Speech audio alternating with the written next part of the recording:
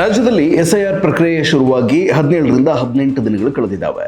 ಮೊದಲ ಹಂತದ ಗಣತಿ ನಮೂನೆ ಪ್ರತಿಗಳ ವಿತರಣೆಯಲ್ಲಿ 95% ಪ್ರಗತಿಯನ್ನು ಸಾಧಿಸಲಾಗಿದೆ ಅಂತ ರಾಜ್ಯ ಚುನಾವಣಾ ಆಯುಕ್ತ ಅನ್ಬುಕುಮಾರ್ ಇತ್ತೀಚೆಗೆ ಸುದ್ದಿಗೋಷ್ಠಿಯಲ್ಲಿ ಮಾಹಿತಿಯನ್ನು ಹಂಚಿಕೊಂಡಿದ್ದಾರೆ. ಇದೇ ಸಂದರ್ಭದಲ್ಲಿ ರಾಜ್ಯದಲ್ಲಿ ಎಸ್ಐಆರ್ ಅವಧಿಯನ್ನ 10 ದಿನಗಳ ಕಾಲ ವಿಸ್ತರಿಸಿ ಆದೇಶವನ್ನು ಕೂಡ ಹೊರಡಿಸಿದ್ದಾರೆ. ಇದರ ಜೊತೆಗೆ ಗಣತಿ ನಮೂನೆಗಳನ್ನ ಭರ್ತಿ ಮಾಡುವಾಗ ಯಾವುದೇ ರೀತಿಯ ತಿದ್ದುಪಡಿಗಳನ್ನ ಮಾಡಬೇಡಿ ಅಂತಾನೂ ಮತದಾರರಲ್ಲಿ ಆಯುಕ್ತರು ವಿಶೇಷವಾಗಿ ಮನವಿಯನ್ನ ಮಾಡಿಕೊಂಡಿದ್ದಾರೆ.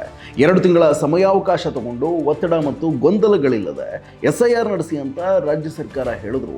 ಆಗ ಕಿವಿಗೊಡದ ಚುನಾವಣಾ ಆಯೋಗ ಈಗ ನಮೂನೆಗಳ ವಿತರಣೆ ಮತ್ತು ಭರ್ತಿ ಕಾರ್ಯ ಶುರುವಾಗಿ ಬರೋಬ್ಬರಿ 15 ದಿನಗಳು ಕಳೆದ ನಂತರ ಎಸ್ಐಆರ್ ಅವಧಿಯನ್ನ ದಿಢೀರಂತ 10 ದಿನಗಳ ಅವಧಿಗೆ ವಿಸ್ತರಣೆ ಮಾಡಿದ್ಯಾಕೆ? ನಮೂನೆ ಪ್ರತಿಗಳಲ್ಲಿ ಮಾಹಿತಿಯನ್ನ ಭರ್ತಿ ಮಾಡುವಾಗ ಯಾವುದೇ ತಿದ್ದುಪಡಿಗಳನ್ನ ಮಾಡಬೇಡಿ ಅಂತ ಆಯುಕ್ತರು ಮತದಾರರಿಗೆ ಮನವಿ ಮಾಡಿಕೊಳ್ತಿರೋದು ಯಾಕೆ ಅನ್ನೋದರ ಹಿಂದೆ ಆತಂಕ ಹುಟ್ಟಿಸುವ ಬಲವಾದ ಕಾರಣಗಳಿದ್ದಾವೆ. ರಾಜ್ಯದಲ್ಲಿ ಈವರೆಗೆ 5,30,00,000 ಗಣತಿ ನಮೂನೆಗಳನ್ನ ಹಂಚಿಕೆ ಮಾಡಲಾಗಿದೆ.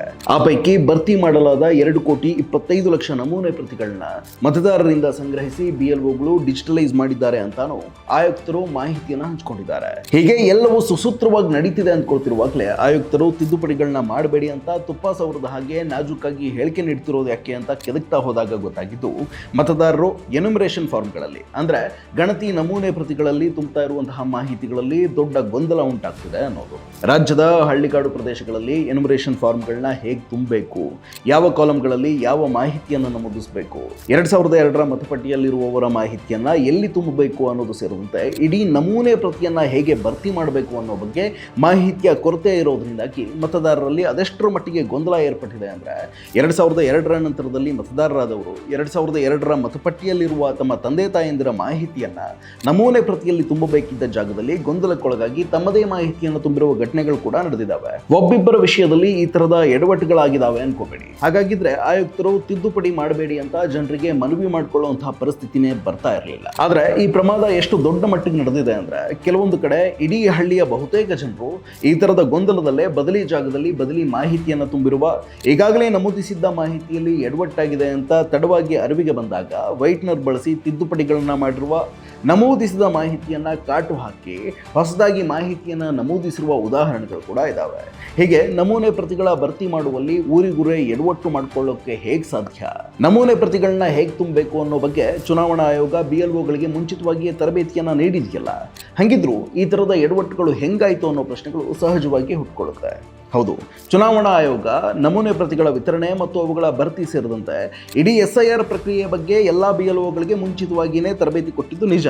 ಆದರೆ ನಮೂನೆ ಪ್ರತಿಗಳ ಹಂಚಿಕೆಯ ಪ್ರಕ್ರಿಯೆ ಶುರುವಾದ ನಂತರ ಆ ಬಿಎಲ್ಒಗಳ ಮೇಲೆ ಇನ್ನಿಲ್ಲದ ಒತ್ತಡ ಹೇರಿ ಪ್ರಗತಿ ಸಾಧಿಸೋಕೆ ಸತಾಯಿಸಿದ್ದು ಕೂಡ ಅಷ್ಟೇ ನಿಜ. ಒತ್ತಡಕ್ಕೊಳಗಾದ ಬಿಎಲ್ಒಗಳು ಗಣತಿ ನಮೂನೆಗಳನ್ನ ವಿತರಿಸಿ ಪ್ರಗತಿ ಸಾಧಿಸುವತ್ತ ಹೆಚ್ಚು ಗಮನ ಹರಿಸಿದರೆ ಹೊರತು ನಮೂನೆಗಳಲ್ಲಿ ಕ್ರಮಬದ್ಧವಾಗಿ ಮಾಹಿತಿಯನ್ನ ಭರ್ತಿ ಮಾಡಿಸುವ ಬಗ್ಗೆ ಹೆಚ್ಚಾಗಿ ತಲೆ ಕೆಡಿಸಿಕೊಳ್ಳಲಿಲ್ಲ ಅನ್ನೋದು ಸ್ಪಷ್ಟ. ಕೆಲವೊಂದು ಕಡೆಯಂತೂ ಬಿಎಲ್ಒಗಳು ಮನೆ ಮನೆಗೆ ತೆರಳಿ ಎಸ್ಐಆರ್ ಬಗ್ಗೆ ಮತದಾರರಿಗೆ ಮಾಹಿತಿ ನೀಡಿ ನಮೂನೆ ಅರ್ಜಿಗಳಲ್ಲಿ ವಿವರಗಳನ್ನ ತುಂಬುವ ಬಗ್ಗೆ ಮಾಹಿತಿ ನೀಡೋ ಬದಲು ತಾವಿದ್ದಲ್ಲಿಗೆ ಬಂದು ಗಣತಿ ನಮೂನೆ ತೆಗೆದುಕೊಂಡು ಹೋಗಿ ಭರ್ತಿ ಮಾಡಿಕೊಂಡು ವಾಪಸ್ ತಾವಿದ್ದಲ್ಲಿಗೆ ತಂದು ಕೊಡಿ ಅಂತ ಮತದಾರರಿಗೆ ತಿಳಿಸಿದ ಈ ರೀತಿಯ ಅಡ್ಡ ಪ್ರಕ್ರಿಯೆಗಳು ನಡೆದ ಉದಾಹರಣೆಗಳು ಕೂಡ ಇದಾವೆ. ಇದೆಲ್ಲಕ್ಕಿಂತ ಮುಖ್ಯವಾಗಿ ಮತದಾರರಿಗೆ, ಅದರಲ್ಲೂ ಮಹಿಳಾ ಮತದಾರರ ಪಾಲಿಗೆ ಎಸ್ಐಆರ್ ಪ್ರಕ್ರಿಯೆ ಬಿಡಿಸಲಾಗದ ಕಗ್ಗಂಟಾಗಿ ಪರಿಣಮಿಸಿದೆ. 2002ರ ನಂತರದಲ್ಲಿ ಮತದಾರರಾದವರು ತಮ್ಮ ವಿವರಗಳ ಜೊತೆಗೆ ಅವರ ತಂದೆ ತಾಯಂದಿರು 2002ರ ಮತಪಟ್ಟಿಯಲ್ಲಿ ಮತದಾರರಾಗಿರುವ ಮಾಹಿತಿಯನ್ನ, ಅಂದ್ರೆ ತಂದೆ ತಾಯಂದಿರ ಮತದಾರರ ಸಂಖ್ಯೆ, ಮತಗಟ್ಟೆ ಮತ್ತು ಭಾಗ ಸಂಖ್ಯೆ, ಹೀಗೆ ಪೂರ್ವಾಪರಗಳನ್ನೆಲ್ಲ ಕಡ್ಡಾಯವಾಗಿ ಭರ್ತಿ ಮಾಡಲೇಬೇಕಿದೆ. ಆದ್ರೆ 2002ರ ನಂತರ ಮತದಾರರಾದ ರಾಜ್ಯದ ಲಕ್ಷಾಂತರ ಮಹಿಳೆಯರು ಕಾಲಕ್ರಮೇಣ ಮದುವೆಯಾಗಿ ತವರು ಮನೆಯಿಂದ ಇನ್ಯಾವುದೋ ಜಿಲ್ಲೆ, ತಾಲೂಕು ಮತ್ತು ಮತಗಟ್ಟೆ ವ್ಯಾಪ್ತಿಯ ಗಂಡನ ಮನೆಯಲ್ಲಿ ಜೀವನ ಸಾಗಿಸ್ತಾ ಇದ್ದಾರೆ. ಈಗ ಇದ್ದಕ್ಕಿದ್ದಂತೆ ಬರೋಬ್ಬರಿ 2.5 ದಶಕಗಳ ಹಿಂದೆ ತವರು ಮನೆ ವ್ಯಾಪ್ತಿಯ ಮತಗಟ್ಟೆಯಲ್ಲಿ ಅಪ್ಪ ಅಮ್ಮನ ಮತದಾರರ ಸಂಖ್ಯೆ ಏನಾಗಿತ್ತು, ಭಾಗ ಸಂಖ್ಯೆ ಯಾವುದು, ಮತಗಟ್ಟೆ ವಿವರಗಳೇನು ಅಂತ ಪತ್ತೆ ಹಚ್ಚೋಕಾಗದೆ, ಆ ಮಾಹಿತಿಗಳು ಸಿಗದೆ ಹೆಣ್ಣು ಮಕ್ಕಳು ಪರದಾಡುವಂತಹ ಸ್ಥಿತಿ ನಿರ್ಮಾಣ ಆಗಿದೆ. 2002ರ ಮತಪಟ್ಟಿ ಮಾಹಿತಿ ಆನ್ಲೈನ್ ನಲ್ಲಿ ಲಭ್ಯವಿದೆಯಾದರೂ ಸರ್ವರ್ ಸಮಸ್ಯೆಯಿಂದಾಗಿ ಯಾರಿಗೂ ಸಮರ್ಪಕ ಮಾಹಿತಿ ಸಿಗ್ತಾ ಇಲ್ಲ. ಇದು ಸಾಲದು ಅಂತ ಇದರ ಜೊತೆಗೆ ಇನ್ನೊಂದು ಸಮಸ್ಯೆ ಕೂಡ ತಳಕು ಹಾಕೊಂಡಿದೆ. 2008ರಲ್ಲಿ ನಮ್ಮ ರಾಜ್ಯದಲ್ಲಾದ ಕ್ಷೇತ್ರಗಳ ಮರುವಿಂಗಡಣೆಯಿಂದಾಗಿ 2002ರಲ್ಲಿದ್ದ ಕ್ಷೇತ್ರಗಳ ವ್ಯಾಪ್ತಿ ಅದಲು ಬದಲಾಗಿದೆ. ಹಳೆಯ ಕ್ಷೇತ್ರಗಳು ಇಬ್ಬಾಗವಾಗಿ ಹೊಸ ಕ್ಷೇತ್ರಗಳು ಹುಟ್ಟಿಕೊಂಡಿದ್ದಾವೆ. ಇದರಿಂದ ಹಳೆ ಮತ್ತು ಹೊಸ ಮತಗಟ್ಟೆಗಳು ಯಾವ್ಯಾವ ಕ್ಷೇತ್ರಗಳಿಗೆ ಸಂಬಂಧಿಸಿದ್ದಾವೆ, ಆ ಬೂತ್ಗಳ 2002ರ ಮತಪಟ್ಟಿಗಳ ವಿವರಗಳು ಎಲ್ಲಿದ್ದಾವೆ ಎಂಬ ಗೊಂದಲಗಳು ಕೂಡ ಏರ್ಪಟ್ಟಿದ್ದಾವೆ. ಈ ಎಲ್ಲ ಕಾರಣಗಳು ಮತ್ತು ಮಾಹಿತಿಯ ಕೊರತೆಯಿಂದಾಗಿ ಹೆಚ್ಚಾಗಿ ಮಹಿಳಾ ಮತದಾರರು, ಅನಕ್ಷರಸ್ಥರು ಹಾಗೂ ಹಳ್ಳಿಗಾಡಿನ ಜನ ತೊಂದರೆಯನ್ನ ಅನುಭವಿಸುತ್ತಿದ್ದಾರೆ. ಗಣತಿ ನಮೂನೆ ಪ್ರತಿಗಳ ಹಿಂಪಡೆಯುವಿಕೆ ಮತ್ತು ಡಿಜಿಟಲೈಸ್ ಹಂತದಲ್ಲಿ ಈ ಎಡವಟ್ಟುಗಳು SIR ಸಂಬಂಧಿತ ಅಧಿಕಾರಿಗಳ ಗಮನಕ್ಕೆ ಬರ್ತಾ ಇರೋದ್ರಿಂದಲೇ ತಿದ್ದುಪಡಿ ಮಾಡಬೇಡಿ ಅಂತ ರಾಜ್ಯ ಚುನಾವಣಾ ಆಯುಕ್ತರು ಜನರಲ್ಲಿ ಮನವಿ ಮಾಡಿಕೊಳ್ತಿದ್ದಾರೆ ಅನ್ನೋದು ಮೇಲ್ನೋಟಕ್ಕೆ ಎದ್ದು ಕಾಣಿಸ್ತಾ ಇದೆ. ಮತದಾರರು ಮಾತ್ರವಲ್ಲ, ರಾಜಕೀಯ ಪಕ್ಷಗಳಿಂದ ಮತ್ತು ಚುನಾವಣಾ ಆಯೋಗದಿಂದ ತರಬೇತಿ ಪಡೆದು SIR ಪ್ರಕ್ರಿಯೆಯಲ್ಲಿ BLO 2 ಆಗಿ ತೊಡಗಿಸಿಕೊಂಡಿರುವಂತಹ ವಿವಿಧ ಪಕ್ಷಗಳ ಬೂತ್ ಲೆವೆಲ್ ಏಜೆಂಟ್ಗಳು ಕೂಡ ಗಣತಿ ನಮೂನೆಯನ್ನ ತಪ್ಪಾಗಿ ಭರ್ತಿ ಮಾಡಿ ಆನಂತರ ವೈಟ್ನರ್ ಬಳಸಿ ತಿದ್ದುಪಡಿ ಮಾಡಿದ ಬಗ್ಗೆಯೂ ಮಾಹಿತಿ ಇದೆ. ಈ ಸಾಲು ಎಡವಟ್ಟುಗಳನ್ನ ಕಂಡ ನಂತರವೇ ಇಷ್ಟು ದಿನ ಅವಸರಕ್ಕೆ ಬಿದ್ದಿದ್ದಂತಹ ಚುನಾವಣಾ ಆಯೋಗ SIR ಪ್ರಕ್ರಿಯೆಯ ಕಾಲಮಿತಿಯನ್ನ ಹೆಚ್ಚುವರಿ 10 ದಿನಗಳಿಗೆ ವಿಸ್ತರಿಸಿ ಅಕ್ಟೋಬರ್ 19ಕ್ಕೆ ಅಂತಿಮ ಮತದಾರರ ಪಟ್ಟಿಯನ್ನ ಬಿಡುಗಡೆಗೊಳಿಸುವುದಾಗಿ ಹೊಸ ಆದೇಶವನ್ನು ಹೊರಡಿಸಿದೆ. ಗಣತಿ ನಮೂನೆಗಳ ವಿತರಣೆ, ಭರ್ತಿ, ಸಂಗ್ರಹಣೆ ಮತ್ತೆ ಪ್ರತಿಗಳ ಡಿಜಿಟಲೈಸೇಷನ್ಗೆ ಜುಲೈ 29ರವರೆಗೆ ನೀಡಿದಂತಹ ಗಡುವನ್ನ ಈಗ ಹೊಸ ಆದೇಶದ ಪ್ರಕಾರ ಆಗಸ್ಟ್ 8ರವರೆಗೆ ಮುಂದೂಡಲಾಗಿದೆ.